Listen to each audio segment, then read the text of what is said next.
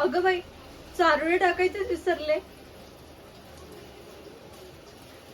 स्वारींना खिरेमध्ये सुखामेव दिसत नाही तोवर ते खिरेला हात सुद्धा लावायचे नाही. तशी माझी आणि स्वारींची आवड सारखीच आहे. मला सुद्धा गोड पदार्थांमध्ये सुखामेव असल्याशिवाय चवच लागत नाही.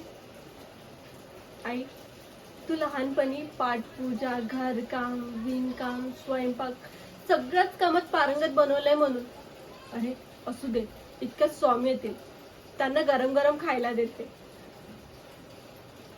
दत्तात्रेया, मी एवढी मनोभावी तुझी सेवा करते, त्याचं हे फळ देणार आहेस तुम्हाला? असं कुठलं पाप घडलं माझ्या हातून म्हणून मी हे दिवस बघते आहे? स्वारींच्या मनात इतकी नकारात्मकता का? सासूबाई, मामांजी, मी, आम्ही सगळे त्यांना इतकं समजवतो, तरी सुद्धा ते असं निर्बाणाचं का बोलत आहे? आम्ही सगळे तुझ्यावर विश्वास ठेवतो देवा. तो विश्वास फेल ठरणार नाही ना? बोल बोल, आम्ही तुझ्यावर विश्वास ठेवायचा की नाही?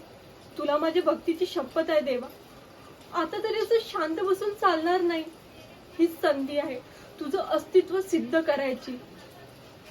आता सण नाही होत रे देवा, आता तूच काहीतरी कर. जागाव दत्तात्रेय, जागाव.